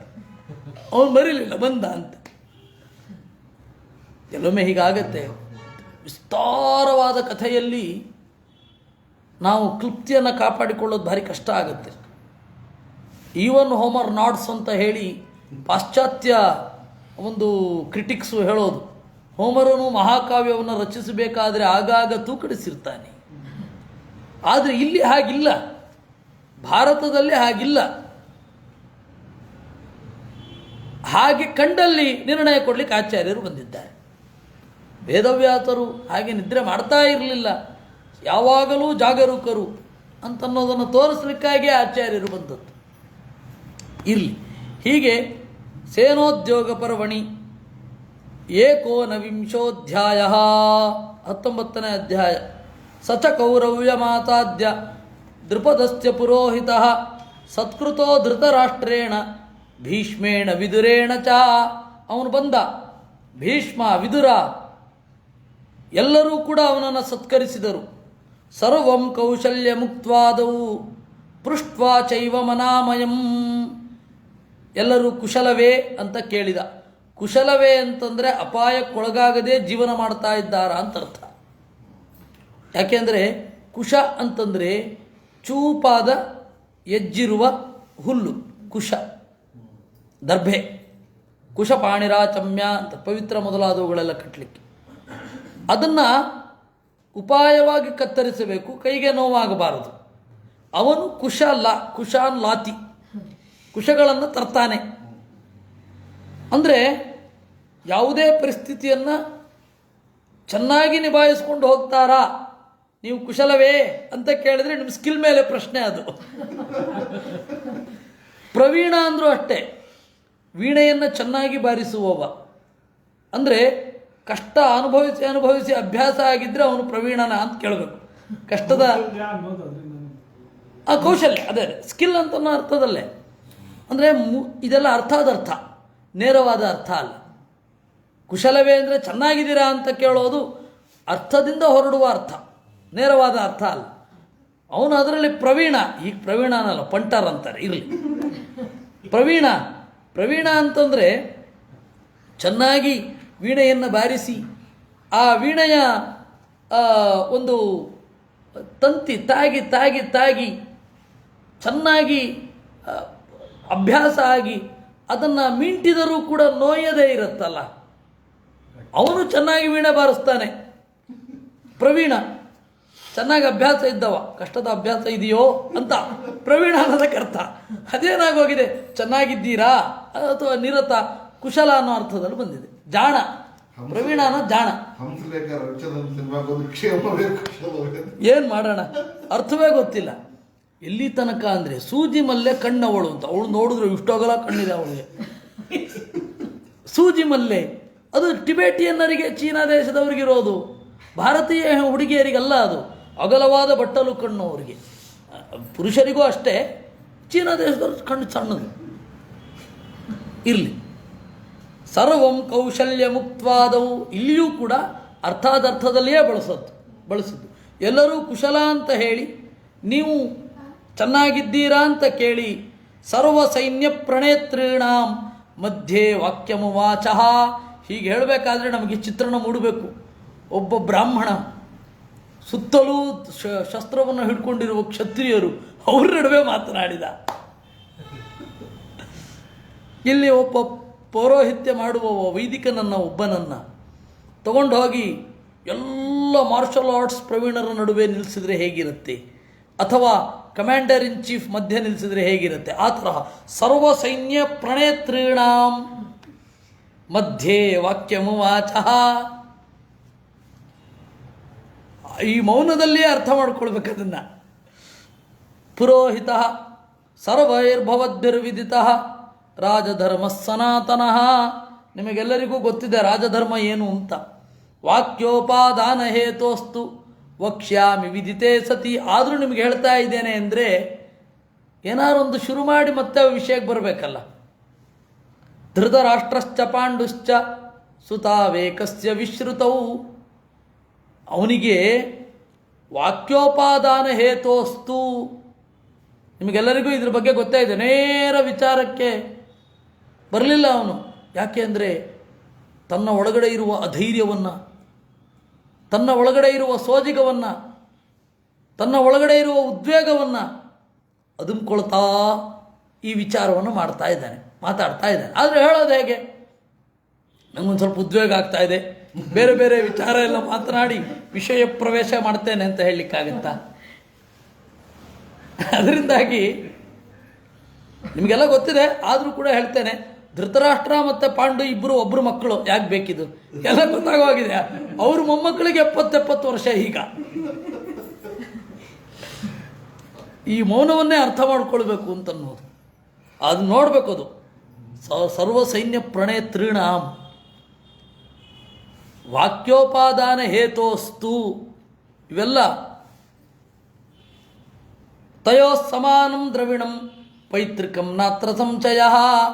ಅವರಿಬ್ಬರಿಗೂ ಕೂಡ ಇದು ಎನ್ಸೆಸ್ಟರಲ್ ಪ್ರಾಪರ್ಟಿ. ಪೈತೃಕಂ ಧನಂ ತಯೋ ಸಮಾನಂ ದ್ರವಿಣಂ ಪೈತೃಕಂ ನಾತ್ರ ಸಂಚಯ. ಇಬ್ಬರಿಗೂ ಸಮಾನವಾದ ಹಣ, ಇಬ್ಬರಿಗೂ ಹಕ್ಕಿದೆ. ಇದನ್ನು ಯಾಕೆ ಮಾತನಾಡಬೇಕು? ಅಲ್ಲಿಂದ ಎಷ್ಟೋ ಮುಂದೆ ಬಂದುಬಿಟ್ಟಿದ್ದಾರೆ.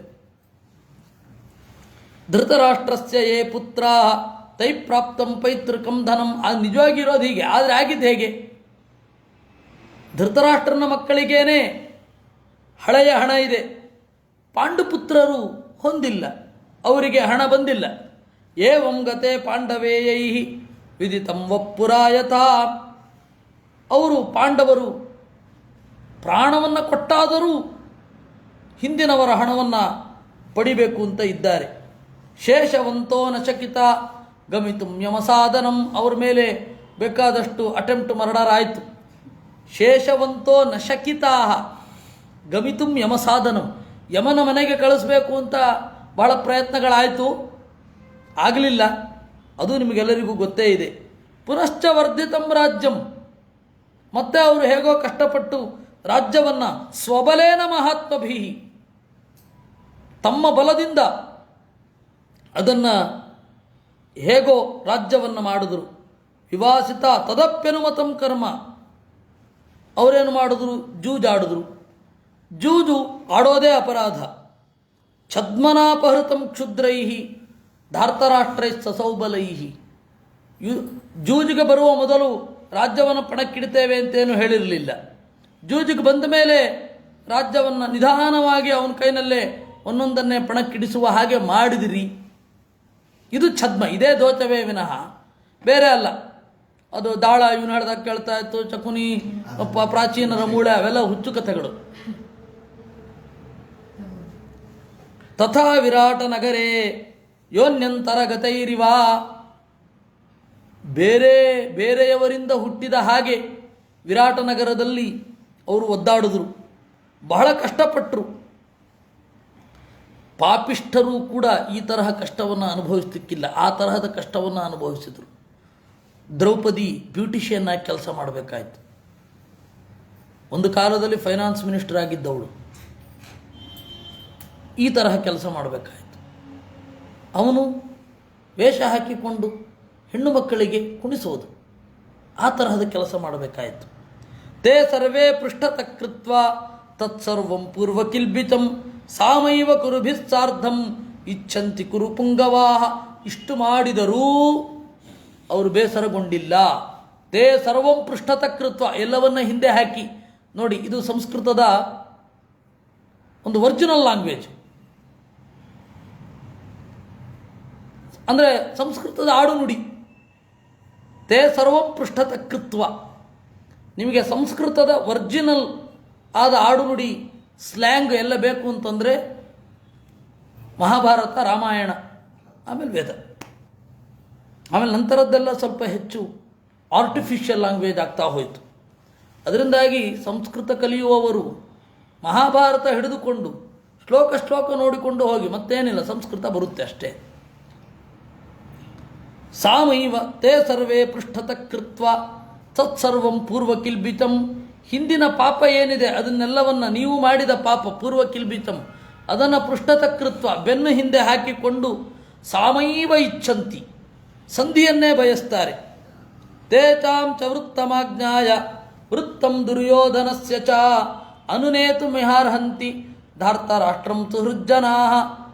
ಅವನನ್ನು ಅನುನಯಿಸುವ ಕೆಲಸವನ್ನು ದುರ್ಯೋಧನನ ಸೈನ್ಯದವರು ಮಾಡಬೇಕು, ದುರ್ಯೋಧನನ ಫಸ್ಟ್ ಸರ್ಕಲಲ್ಲಿರೋರು ಮಾಡಬೇಕು. ಸುಹೃಜ್ಜನಾ, ಅವರು ಅವನನ್ನು ಅನುನಯಿಸಬೇಕು. ನೋಡು, ಹೀಗೆ ಮಾಡಿದ್ದು ತಪ್ಪಲ್ವಾ, ಅದರಿಂದ ಹೀಗೆ ಮಾಡಬೇಕಲ್ವಾ, ಅನುನೇಷ್ಯಂತಿ.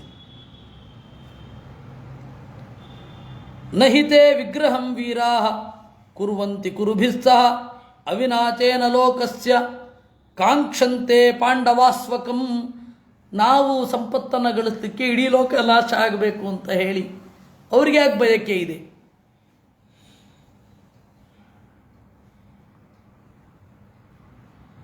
ನಾವು ನಮ್ಮ ಆಸ್ತಿಯನ್ನು ಪಡ್ಕೊಳ್ಳಿಕ್ಕೆ ಇಡೀ ಲೋಕ ನಾಶ ಆಗಲಿ ಅಂತ ಯಾಕೆ ಬಯಸ್ತಾರೆ ಅಲ್ವಾ? ಅದರಿಂದ ಇಡೀ ಲೋಕ ನಾಶ ಆಗಿ ನಾವು ಸಂಪನ್ನರಾಗಬೇಕು ಅಂತ ಪಾಂಡವರಿಗೇನು ಬಯಕೆ ಇಲ್ಲ. ಯಶ್ಚಾಪಿ ಧಾರ್ತರಾಷ್ಟ್ರಸ್ಯ ಹೇತು ಸ್ಯಾದ್ವಿಗ್ರಹಂ ಪ್ರತಿ ಸಚ ಹೇತುರ್ನಮಂತವ್ಯ ಬಲೀಯಾಂಸಸ್ತಥಾಹಿತೆ. ಅಲ್ರಿ, ಬಲ ಇದೆ ಅದಕ್ಕೆ ಯುದ್ಧ ಮಾಡ್ತೇವೆ ಅಂದರೆ ನಿಮಗಿಂತ ಅವ್ರಿಗೆ ಬಲ ಇದೆ, ಅವರೇ ಯುದ್ಧವನ್ನು ಬಯಸ್ತಾ ಇಲ್ಲ, ನೀವ್ಯಾಕೆ ಯುದ್ಧ ಬಯಸ್ತೀರಾ? ಅಕ್ಷೋಹಿಣ್ಯಶ್ಚ ಸಪ್ತೈವ ಧರ್ಮರಾಜಸ್ಯ ಸಂಗತಾ. 7 ಅಕ್ಷೋಹಿಣಿ ಮಾತ್ರ ಒಟ್ಟು ಮಾಡಲಿಕ್ಕೆ ಆಗಿರೋದು ಅವರಿಗೆ. ಅಂದರೆ ಅಪ್ಡೇಟ್ ಆಗಿದ್ದಾನೆ ಇವನು. ಅವನು ಅಲ್ಲಿಂದ ಹೊರಟು ಇಲ್ಲಿಗೆ ಬರುವಾಗ ಅಪ್ಡೇಟ್ ಆಗಿದ್ದಾನೆ ಅವನು. ಅಲ್ಲಿ ಬಂದು ರಿಪೋರ್ಟ್ ಎಲ್ಲ ಬರ್ಬೇಕಾದ್ರೆ ತೊಗೊಂಡು ಬರ್ತಾ ಇದ್ದಾನೆ. ಯಾಕೆಂದರೆ ಮದುವೆ ಮನೆಯಲ್ಲಿ ಬೇಡ ಅಂತ ಹೇಳಿ ಕೃಷ್ಣ ಬಿಡಿಸಿದ. ಅದಾದ ಮೇಲೆ ನಂತರದ ಘಟನೆಗಳೆಲ್ಲ ಅವನು ಮಾತನಾಡಿದ್ದು ಅವಾಗ ಸುಮಾರು 15-20 ದಿವಸ ಆಗಿದೆ. ತೀರಾ ಅಪ್ಡೇಷನ್ ಇಲ್ಲದೇ ಇಲ್ಲ, ಎಲ್ಲವೂ ಪರ್ಫೆಕ್ಟಾಗಿ ಅಪ್ಡೇಟ್ ಆಗಿದೆ. ಅದಕ್ಕೆ ಅವನು ಹೇಳ್ತಾನೆ ಸಪ್ತೈವ ಸಂಗತಾಹ, 7 ಜನ ಇದ್ದಾರೆ. ಸಾತ್ಯಕಿರ್ಭೀಮಸೇನಶ್ಚ ಯಮೌ ಚ ಸುಮಹಾಬಲೌ ಏಕಾದಶೈತೆ ಪೃತನ ಏಕತಶ್ಚ ಸಮಾಗತಾ. ಸಾತ್ಯಕಿ, ಭೀಮಸೇನ, ನಕುಲ, ಸಹದೇವ ಮೊದಲಾದ 11 ಜನ, ಇಷ್ಟು ಜನ ಒಂದು ಕಡೆ, 11 ಅಕ್ಷೋಹಿಣಿ ಒಂದು ಕಡೆ. ಎರಡನ್ನೂ ತುಲನೆ ಇಲ್ಲಿ ಮಾತ್ರ ಮಾಡಬೇಕು, ನೀವು ಬೇರೆ ಅಲ್ಲ. ಅದರಿಂದ ಯಾಕೆ ಯುದ್ಧ ಮಾಡಲಿಕ್ಕೆ ಹೋಗ್ತೀರಾ? ಯಥಾ ಕಿರೀಟಿ ಸರ್ವಾಭ್ಯ ಸೇನಾಭ್ಯೋಪ್ಯತಿರಿಚ್ಯತೆ ಏವಮೇವ ಮಹಾಬಾಹು ವಾಸುದೇವೋ ಮಹಾದ್ಯುತಿ. ಹೇಗೆ ಅರ್ಜುನನೋ ಹಾಗೆ ಕೃಷ್ಣನೂ ಕೂಡ ಇದ್ದಾನೆ. ಬಹುಲತ್ವಂಚ ತೇನಾನಾಂ ವಿಕ್ರಮಂಚ ಕಿರೀಟಿನಃ.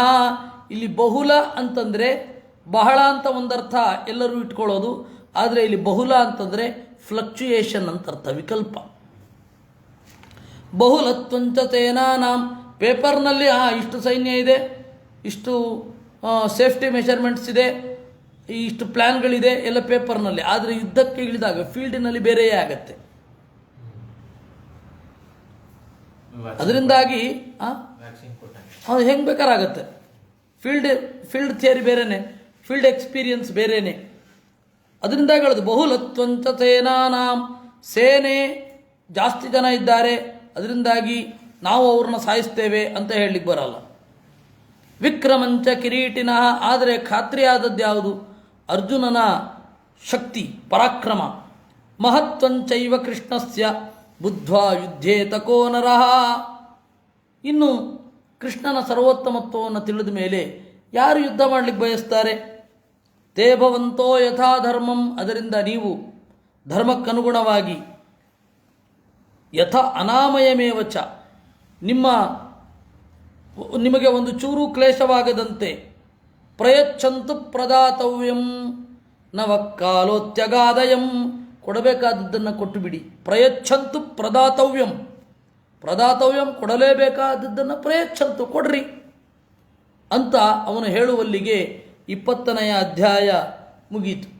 ವೈಶಂಪಾಯನಃ ತಸ್ಯ ತದ್ವಚನಂ ಶ್ರುತ್ವಾ ಪ್ರಜ್ಞಾವೃದ್ಧೋ ಮಹಾದ್ಯುತಿ ಸಂಪೂಜ್ಯೈನಂ ಯಥಾಕಾಲಂ ಭೀಷ್ಮೋ ವಚನಮಬ್ರವೀತ್. ಈ ರೀತಿ ಮಾತನಾಡಿದಾಗ ಪ್ರಜ್ಞಾವೃದ್ಧ, ಅರಿವಿನಿಂದ ಮಾಗಿದವ, ವಯಸ್ಸಿನಿಂದ ಮಾತ್ರ ಅಲ್ಲ ಅಂತ. ಯಾರು? ಭೀಷ್ಮ. ಭೀಷ್ಮ ಮಾತನಾಡಿದ ಅಂತೆ, ದಿಷ್ಟ್ಯಾ ಕುಶಲಿನ ಸರ್ವೇ ಸಹ ದಾಮೋದರೇಣತೆ. ದೈವ ಸಂಕಲ್ಪದಂತೆ ಕೃಷ್ಣನ ಜೊತೆಗೂಡಿ ಅವರು ಸುಖವಾಗಿ ಇದ್ದಾರೆ, ನಮಗೂ ಸಂತೋಷವೇ. ದಿಷ್ಟ್ಯಾ ಸಹಾಯವಂತಶ್ಚ ದಿಷ್ಟ್ಯಾ ಧರ್ಮೇ ಚ ತೇ ರತಾಃ. ಅವರಿಗೂ ಒಳ್ಳೆಯ ಬಾಂಧವರು ಮಿತ್ರರು ಇದ್ದಾರೆ. ದೇವರ ಸಂಕಲ್ಪ. ಯಾಕೆಂದರೆ ಒಂದು ದೊಡ್ಡ ರಾಷ್ಟ್ರದಿಂದ ಬಹಿಷ್ಕೃತರಾಗಿ ಅವರಿಗೂ ಇಷ್ಟೊಂದು ಜನ ಬೆಂಬಲ ಬರುತ್ತೆ ಅಂದರೆ, ವಸ್ತುತಃ ಅವರಿಗೇನು ಬಲ ಇಲ್ಲ ಅಂತ ಹೇಳಿ ಬಲ ಕೊಡದೇ ಇರೋರೇ ಜಾಸ್ತಿ, ಬೆಂಬಲ ಕೊಡದೇ ಇರೋರೇ ಜಾಸ್ತಿ. ಅವ್ರಿಗೂ ಬೆಂಬಲ ಇದೆ. ದಿಷ್ಟ್ಯಾ ಸಹಾಯವಂತಶ್ಚ. ಇದೇ ಭೀಷ್ಮಾಚಾರ್ಯ ಅಲ್ವಾ ಹೇಳೋದಲ್ಲಿ, ಮುನೇರಪಿ ವನಸ್ಥಸ್ಯ ಸ್ವಾನಿ ಕರ್ಮಾಣಿ ಕುರ್ವತಃ ಉತ್ಪದ್ಯಂತೆ ತ್ರಯಪಕ್ಷಾ ಮಿತ್ರ ಉದಾಸೀನ ಶತ್ರವಃ ಅಂತ. ಕಾಡಿನಲ್ಲಿ ತನ್ನ ಕೆಲಸದಲ್ಲಿ ತನ್ನ ಪಾಡಿಗೆ ತಾನಿರುವ ಮುನಿಗೂ ಕೂಡ 3 ಜನ ಇರ್ತಾರೆ, ಶತ್ರು ಮಿತ್ರ ಉದಾಸೀನ. ನೀವೇನು ಮಾಡಬೇಕು ಅಂತಿಲ್ಲ, ಸುಮ್ಮನೆ ಇದ್ರೂ ಆಯಿತು. ನಿಮ್ಮನ್ನು ಪ್ರೀತಿಸೋರು ಇರ್ತಾರೆ, ನಿಮ್ಮನ್ನು ದ್ವೇಷಿಸೋರು ಇರ್ತಾರೆ, ತಟಸ್ಥರಾಗಿರೋರು ಇರ್ತಾರೆ, ಏನು ಮಾಡೋದು ಬೇಕಿಲ್ಲ. ಅಂಥವರು ಕೂಡ ಇಲ್ಲಿ ಹೇಳ್ತಾರೆ ದಿಷ್ಟ್ಯಾ ಸಹಾಯವಂತಹ. ಏನು ಆಶ್ಚರ್ಯ, ಅವ್ರಿಗೂ ಸಹಾಯ ಇರೋರು ಇರ್ತಾರೆ.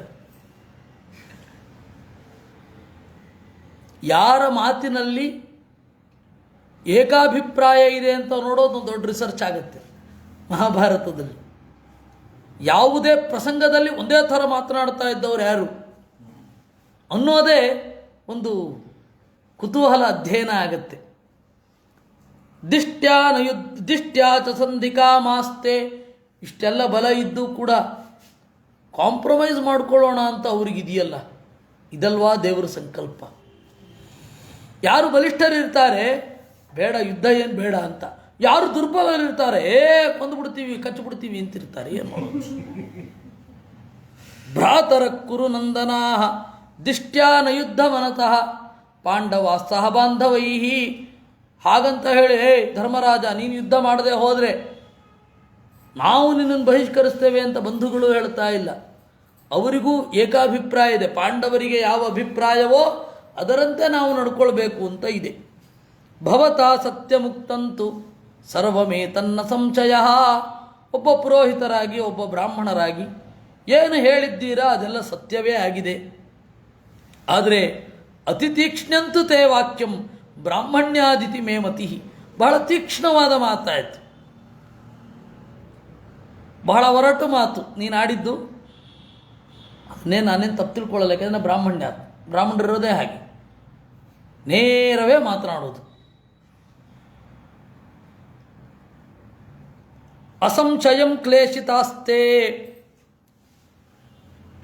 ವನೇ ಚೈವಂಚ ಪಾಂಡವಾ. ಒಪ್ಕೊಳ್ತೇನೆ, ನಿನ್ನ ಒರಟು ಮಾತುಗಳ ಹಿಂದೆ ಕೆಲವೊಂದು ಅಂಶಗಳಿದೆ, ಅದನ್ನು ನಾನು ಹೇಳಬೇಕಾಗತ್ತೆ. ನಿನ್ನ ಮಾತು ಯಾಕೆ ಹೊರಟಾಗಿದ್ದು? ಪಾಂಡವರಿಗೆ ವಿಪರೀತ ಕ್ಲೇಶ ಆಯಿತು ಅಂತ. ಅಯ್ಯ, ಅದು ಅವ್ರ ತಪ್ಪಪ್ಪ, ನಮ್ದ. ಪ್ರಾಪ್ತಾಶ್ಚ ಧರ್ಮತಃಸರ್ವಂ ಪಿತೃಧನಮತಂ ಚಯಂ. ಮತ್ತೆ ಜೂಜಿಗಿಂತ ಮೊದಲು ಅವರಿಗೆ ಅರ್ಧ ಕೋಶವನ್ನು ಕೊಟ್ಟಿದ್ವೋ ಇಲ್ವೋ ಇಂದ್ರಪ್ರಸ್ಥ ಕಟ್ಟುವಾಗ? ಜೂಜ್ ಆಡಿದ್ದು ತಪ್ಪು, ಆ ಸಮಯವನ್ನು ಮುಗಿಸಿದ್ದಾರೆ, ಕೊಡಿ ಅಂತ ಕೇಳೋಣ. ಆದರೆ ನಿಮ್ಮ ಈ ಆಕ್ರೋಶ ಇದಕ್ಕೆಲ್ಲ ಹರಿದು ಬರೋದು ಬೇಡ. ಭೀಷ್ಮಾಚಾರ್ಯರ ಮಾತು ಕೊಡೋಣ, ಆದರೆ ಈ ಕಾರಣಕ್ಕೆ ಕೊಡಬೇಕು ಅಂತ ಇದನ್ನು ಸೇರಿಸ್ಕೊಂಡೇನು ಬೈಯೋದು? ಎನ್ಸೆಸ್ಟರಲ್ ಪ್ರಾಪರ್ಟಿ ಸಮಾನವಾಗಿ ಭಾಗ ಆಯಿತಾ? ಅವರು ಬೇರೆ ಒಂದು ಪಾರ್ಟಿಷನ್ ಆಗಬೇಕಾದ್ರೆ, ಇಂದ್ರಪ್ರಸ್ಥ ಮತ್ತು ಹಸ್ತಿನಪುರ ಅಂತ ಪಾರ್ಟಿಷನ್ ಆಗಬೇಕಾದ್ರೆ ಕೋಶಸ್ಯ ಚಾರ್ಥ ಸಹಿತ ಅರ್ಧ ಹಣ ಕೊಟ್ವಿ. ಇಲ್ಲಿ ಹೇಗೆ ಪಾಕಿಸ್ತಾನ ಮತ್ತು ಭಾರತದ ಪಾರ್ಟಿಷನ್ ಆದಾಗ 100 ಕೋಟಿ ಅಲ್ಲ 200 ಕೋಟಿ ಒಪ್ಪಂದ ಆಗಿದ್ದಿದ್ದು ಇರಲಿ, ಹೇಗೆ ಇಲ್ಲಿ ಹೇಗೆ ಹಣ ಹೋಯಿತೋ ಅಲ್ಲಿಯೂ ಹಣ ಹೋಯಿತು. ಆಮೇಲೆ ಕಳ್ಕೊಂಡದ್ದಕ್ಕೆ ನಾವು ಜವಾಬ್ದಾರರಲ್ಲ, ಕಳ್ಕೊಳ್ಬಾರ್ದಿತ್ತು ಅವರು ಜೂಜಿಗೆ ಬಂದು. ಅದರಿಂದಾಗಿ ನೀವೇನು ಹೇಳಿ, ಇಲ್ಲ ನೀವು ಜೂಜಿನಲ್ಲಿ ಹೇಳಿದ ಹಾಗೆ, ಒಪ್ಪಂದದಲ್ಲಿ ಹೇಳಿದ ಹಾಗೆ 13 ವರ್ಷ ಪೂರೈಸಿದ್ದಾರೆ, 12 ವರ್ಷ ವನವಾಸ, 1 ವರ್ಷ ಅಜ್ಞಾತವಾಸ, ಒಪ್ಪಂದ ಮುಗಿತು, ರಾಜ್ಯ ಕೊಡಿ ಅಂತ ಕೇಳಿ. ಹೀಗೆ ಹೇಳಬೇಡಿ, ಹೀಗೆ ಹೇಳಬೇಡಿ. ಅಲ್ಲ, ಅವಾಗಿನ ಭೀಷ್ಮನ ಸೈಲೆನ್ಸಿಗೆ ಇದು ಉತ್ತರನ? ಅಲ್ಲ, ಅವಾಗಿನ ಭೀಷ್ಮನ ಸೈಲೆನ್ಸಿಗೆ ಉತ್ತರ ಏನು ಅಂದರೆ, ಅವಾಗ ಕಲಿ ಆವೇಶ ಆಗಿತ್ತು. ಆದರೆ ಇದೇ ಆಗತ್ತೆ, ಯಾಕಂದರೆ ಧರ್ಮರಾಜ ಒಪ್ಪಿದ್ದಾನೆ, ಧರ್ಮರಾಜನಿಗಿಂತ ಒಬ್ಬ ಧಾರ್ಮಿಕ ಬೇಕಾ? ಅಲ್ಲಿ ಅವ್ರು ಕೇಳಿದ ಪ್ರಶ್ನೆ, ಧರ್ಮರಾಜ ಸೋಲ್ಲಿ ನನ್ನನ್ನು ಎಳಿಬಹುದಾ ಅಂತ. ಅದಕ್ಕೆ ಉತ್ತರ ಕೊಡಲೇ ಇಲ್ಲ, ಧರ್ಮರಾಜ ಒಪ್ಕೊಂಡಿದ್ದಾನೆ ಅಂತ. ಅದು ಉತ್ತರ ಅಲ್ಲ. ಅದರಿಂದಾಗಿ ಭೀಷ್ಮರದ್ದು ಒಂಥರಹ ಇಂಬ್ಯಾಲೆನ್ಸೆ ಸಹಜ. ಮಗ ಮತ್ತು ಮೊಮ್ಮಗ ಇಬ್ಬರು ಗಲಾಟೆ ಮಾಡ್ತಾ ಇರ್ಬೇಕಾದ್ರೆ ಮಗನ ಜೊತೆಗೆ ಇಮಿಡಿಯೇಟ್ ಜನ್ರೇಷನ್ ಅವರಿಗೆ ಧೃತರಾಷ್ಟ್ರ, ಪಾಂಡು ಇದ್ದಿದ್ರೆ ಆ ಗೊಂದಲ ಇರ್ತಾ ಇತ್ತು. ಕಿರೀಟಿ ಬಲವಾಂಚೂರ ಕೃತಾಸ್ತ್ರಶ್ಚ ಮಹಾದ್ಯುತಿ. ಇನ್ನು ಕಿರೀಟಿ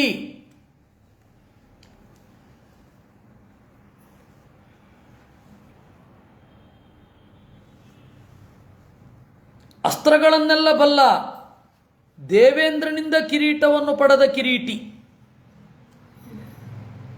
ಅವನಿಗೆ ಕಿರೀಟಿ ಅಂತ ಯಾಕೆ ಹೆಸರು ಅಂದರೆ, ದೇವೇಂದ್ರನಿಂದ ಕಿರೀಟವನ್ನು ಪಡೆದವ ಅಂತ, ಅದಕ್ಕೆ ಕಿರೀಟಿ. ಅವನು ಬಲಿಷ್ಠ, ಶೂರ, ಕೃತಾಸ್ತ್ರ, ಕೋಹಿ ಪಾಂಡುಸುತಂ ಯುದ್ಧೇ ವಿಷಹೇತ ಧನಂಜಯಂ. ಅಂತಹ ಅರ್ಜುನನನ್ನು ಯುದ್ಧದಲ್ಲಿ ಎದುರಿಸುವ ಧೈರ್ಯ ಯಾರಿಗಾಗತ್ತೆ? ವಸ್ತುತಸ್ತು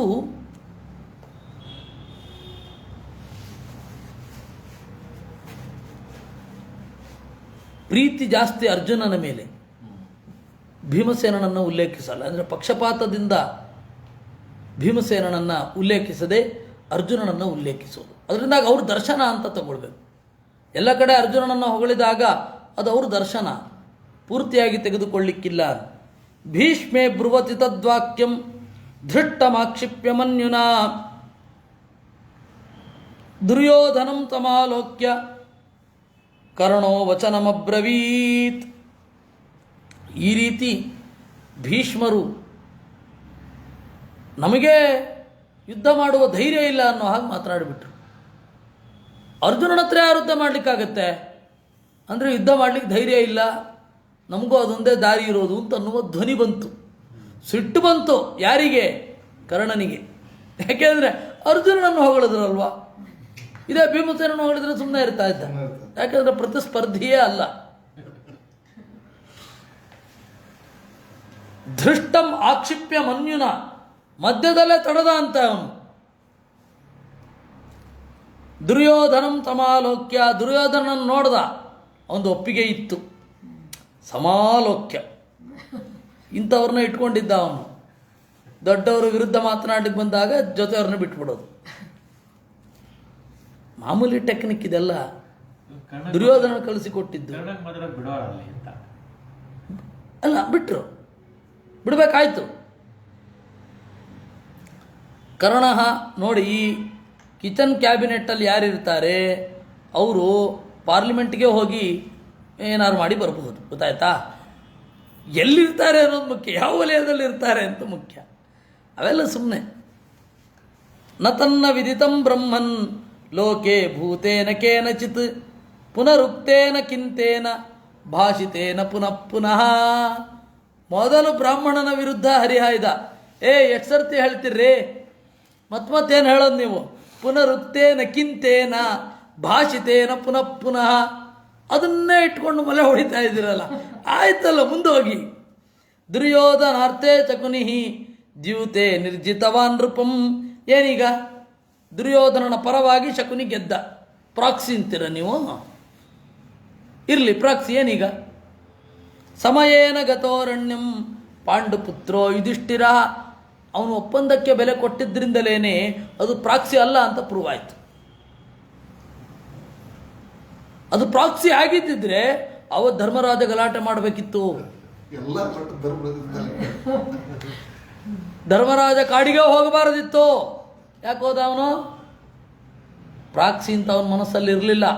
ನೀವು ಆಮೇಲೆ ಅದನ್ನು ದೊಡ್ಡದು ಮಾಡೋದು. ಇಲ್ಲ, ಪ್ರಾಕ್ಸಿ ಅದು ದುರ್ಯೋಧನನೇ ಆಡಬೇಕಿತ್ತು. ಯಾಕೆ ಆಡಬೇಕು? ಆಡೋ ಅಗತ್ಯ ಇಲ್ಲ.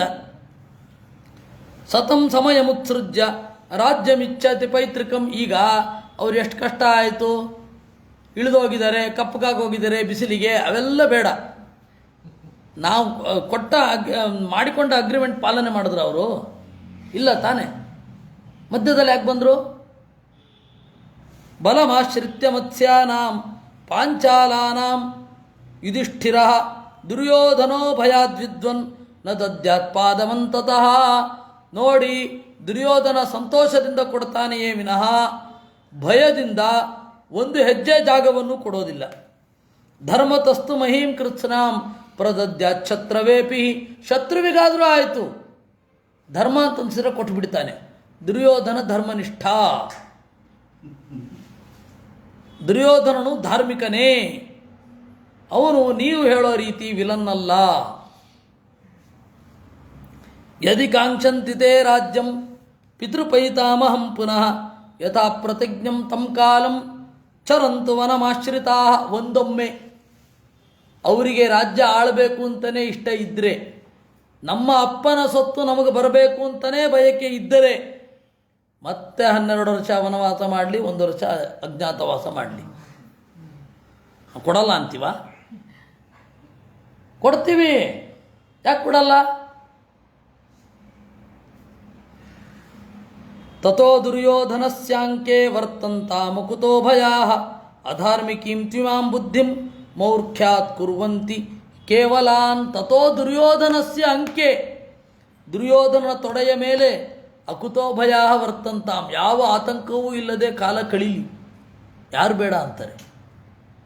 ತಥೋ ದುರ್ಯೋಧನಸ್ಯ ಅಂಕೆ ವರ್ತಂತಾಂ ಅಕುತೋ ಭಯ. ಎಂತೆಂತಹ ಪದ! ದುರ್ಯೋಧನನ ಆಶ್ರಯದಲ್ಲಿ ಇದ್ಕೊಳ್ಳಿ, ಯಾರು ಬೇಡ ಅಂತಾರೆ?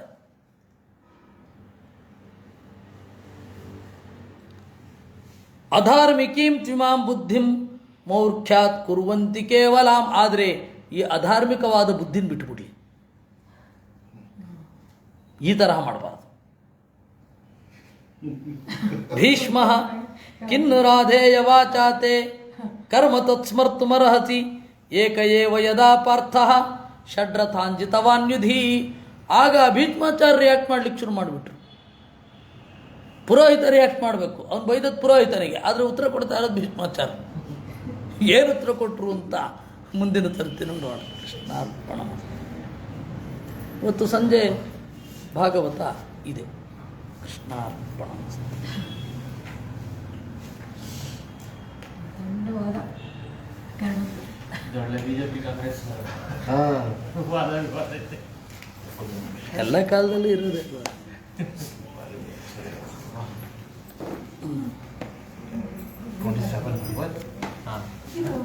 ಇದು ದಾಳ ಅಲ್ಲ, ಸುಳ್ಳ. ಹೌದಾ? ಮುಗಿತಪ್ಪ